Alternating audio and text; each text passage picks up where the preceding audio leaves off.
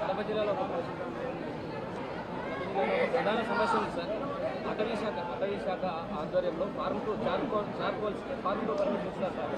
ఎక్కువగా ఇక్కడ reserve conversion ఎక్కువ సార్, ఫారెస్ట్ రిజర్వ్ కన్వర్షన్ ఎక్కువ. దాంతో ఈ ఫార్మ్ టు పర్మిషన్ అడుగులు నడిపేస్తున్నారు. చాలా బాధాకరమైన అంశం సార్. ఇక్కడ పర్యావరణం చాలా గందరగోళంగా తయారైంది. ఇక్కడ ఏ ప్రాంతం ఉండేది? మొత్తం అంతా ఉంది సార్. మొత్తం ఉమ్మడి కడప జిల్లాలో ఎక్కువ బదివేలు ఉంది, భీమటం ఉంది. నేను అతి కొద్ది రోజుల్లోనే కలెక్టర్ చేసి దీన్ని ఒకసారి రివ్యూ పెట్టండి. ఫారెస్ట్ డిపార్ట్మెంట్ కూడా ఒకసారి నేను అన్ని ఫేక్ చార్కోల్ దీని మీద మేము ఖచ్చితంగా నేను పెట్టండి. అంటే పర్సనల్ రివ్యూ ఇక్కడికి వచ్చి మేము రివ్యూ చేస్తాం.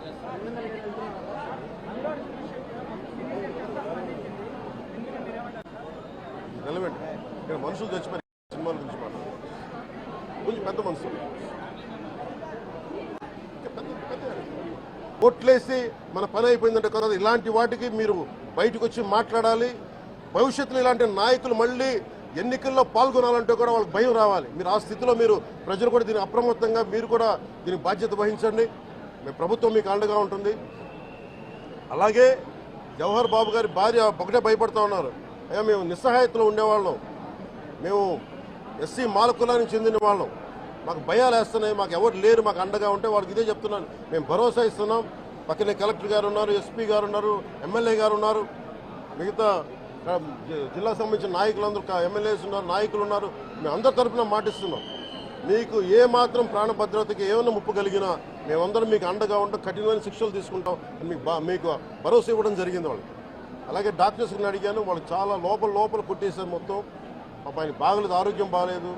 అన్నిటికంటే కూడా ఒక ఎంపీడీఓ అంటే ఒక మండలానికి ఉన్నతాధికారి ఆయన, ఒక ఎస్పీ, ఆయన ఆ మండలానికి ఆయన ఒక కలెక్టర్ స్థాయి వ్యక్తి.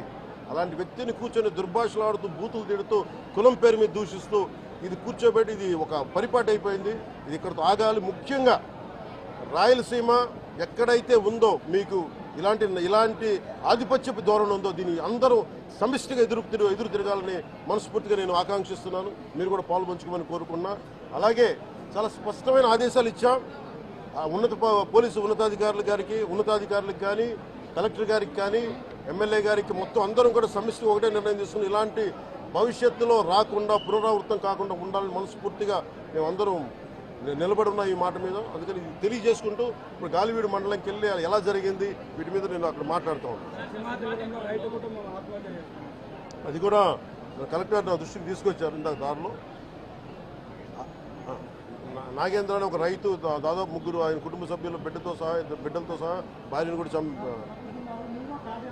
ఒక్క నిమిషం సంబంధం ఇది నా దృష్టికి దిగ్గని చెప్పారు నాకు. ఇది 2 అంశాలుగా మేము చర్చిస్తున్నాం. దాని ఇన్వెస్టిగేషన్ జరుగుతూ ఉంది.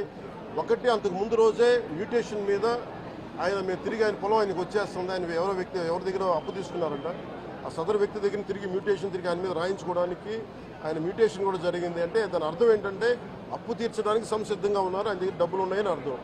ఈ పరిస్థితి ఆయన చీనీ తోటలోనే ఉరి తీసుకున్నారని చెప్పారు.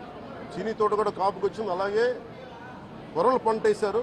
ఆ కొర్రల పంట కూడా మొన్న హార్వెస్ట్ అయింది, దాన్ని కూడా దిగుబడి వచ్చింది, దాన్ని కూడా అమ్మేశారు. మరి ఇలాంటి పరిస్థితులు ఎందుకు జరిగిందనేది మన కలెక్టర్ ఇందాక చెప్తా ఉన్నాను, శ్రీధర్ గారు చెప్తా ఉన్నాను.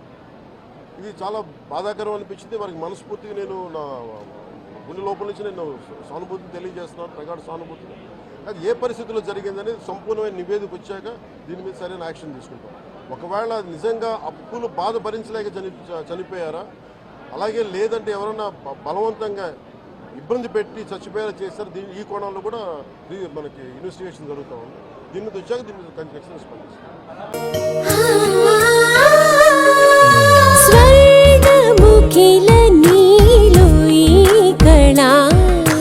వజ్రవైడూర్యాలంకరణం మణిహారం మహాద్భుతం సంతోషమి ప్రతిక్షణము ఇక శుభప్రదముగా నీవు రాగసిరుల వేడుక సంతోషం ప్రతిక్షణం మానిపల్లి జ్యువెలర్స్.